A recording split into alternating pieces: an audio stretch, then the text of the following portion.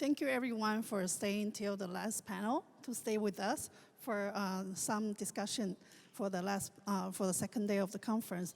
I first of all want to thank IeSF for giving me this opportunity for talking about my research here.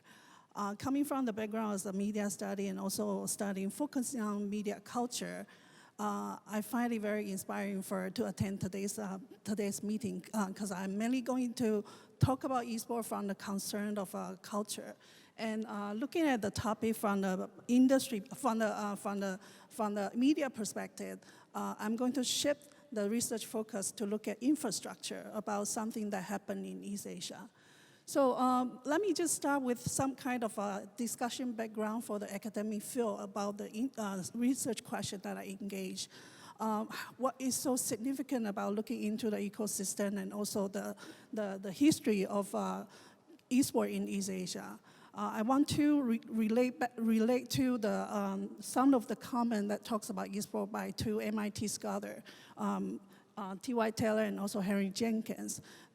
Basically, T.Y. Taylor, in her book, she kind of looked into the development of esports in the Western society, and she studied the development of the esports as a kind of professionalization of competitive gaming. What she argued is that it's this sort of professionalism in esports that drive the development of the esport to continue from the 1970s till now.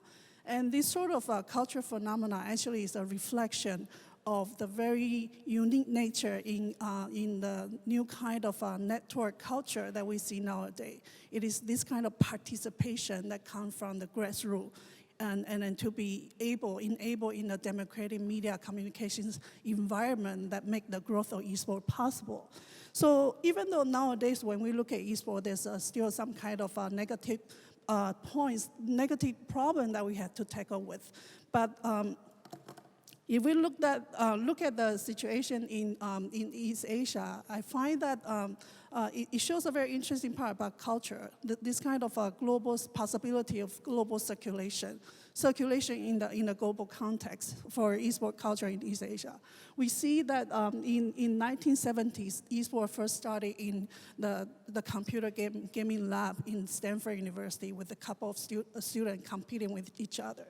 This kind of growth later extended into 1990s with some kind of cooperation in arcade and also PC game that involved with this kind of network connection kind of feature in gaming that makes everybody enjoy computer game in the leisure format.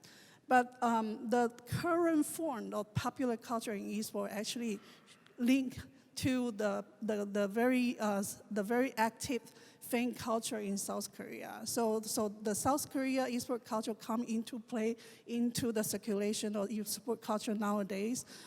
In 1998, in the particular political and also social context that South Korea started to develop this IT technology. And that kind of technological infrastructure contribute to the very welcoming, inspiring gaming consumption environment for esports player.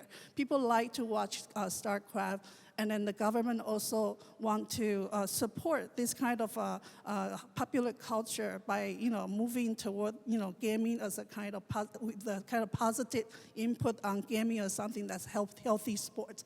So government and also the corporation at the same time promote esports. And then we also later see Samsung as another domestic corporation start to get involved to host World of Cyber Game.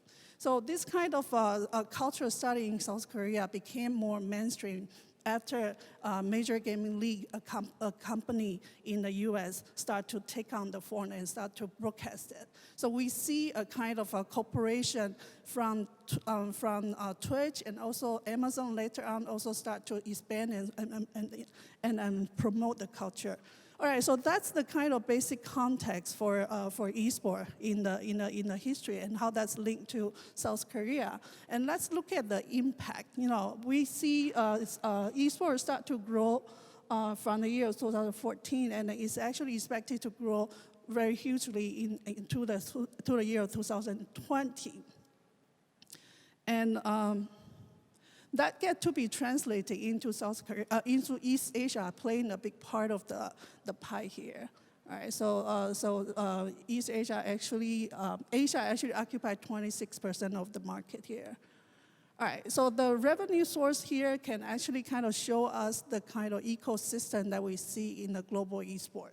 Sponsorship, merchandise, game publisher fee, media rights, and advertising kind of present this kind of monetization model that the current industry is also focusing on. All right, but then how does that reflect the situation in East Asia?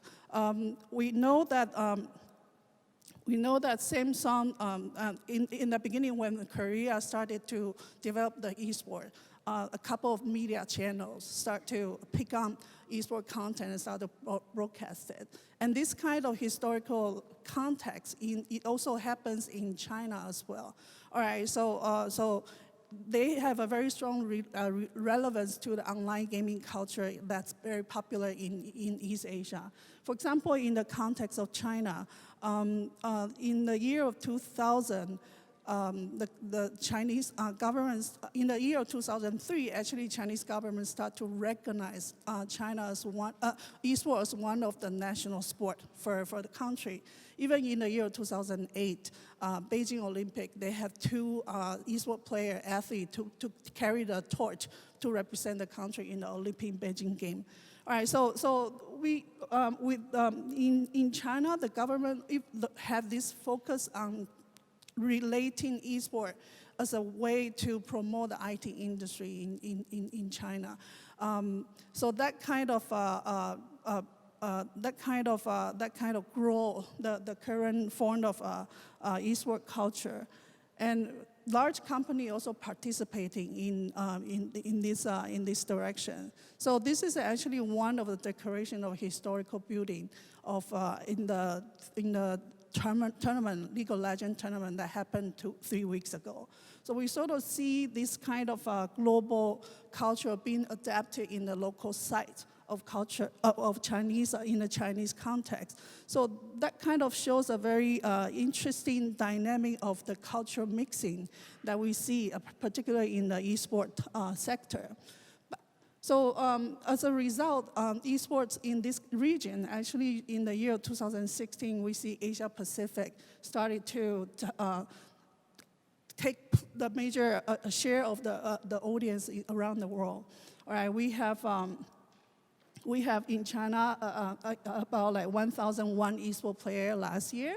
And then the industry has booming. So for example, some of the players, they can actually earn up as a high salary esport player in both China and Korea. All right, so what does that mean?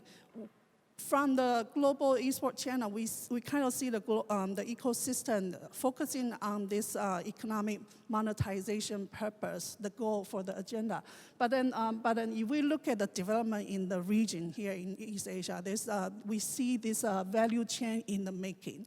That means that it doesn't just mean with the huge interest of esport particularly at the corporation level. There's also the interest from the sector of the agents that create content, and also at the sector of athlete education, media, and regulation. So we see this very multi-direction of interest of developing esport into the next stage of the industry infrastructure. So we talked about sustainability for esport for the whole day, actually today and yesterday. But what I'm trying to argue here is what is actually a sustainable ecosystem in the region here in East Asia. If we focus on esport professionalization as one of the goals to create the core value, then we probably need to look into the sector that actually come into play to decide what is esport professionalism, as a way to feedback to what T. White Taylor talks about in her book. All right, so what would the game corporation play their role? What should the game esport association play their role? Or broadcast media, government, and also esport gaming teams. So there are some kind of extended issues that we also have to look into, which is the area that I will study for my future research. I have done quite a few interviews in the past, but basically I do appreciate the kind of mindset for the people who are practicing esports industry here in East Asia. It tend to see esports not just as a single media business, it's actually also a cultural business. So we see that there's this gradual shift in the mindset here, that there's a gradual shift from seeing gaming as a IP branding, esports as a tool to brand IP, then to transform esports as some kind of sport to reflect global lifestyle. All right, so that kind of global lifestyle, of course, is reflecting with the increasing commercialization of the kind of synergy that happen in the industry in the region. But then there's also some kind of effort that need to be done, which I really appreciate International Esports Federation taking stand, insist on certain points, okay, certain issues that haven't been addressed.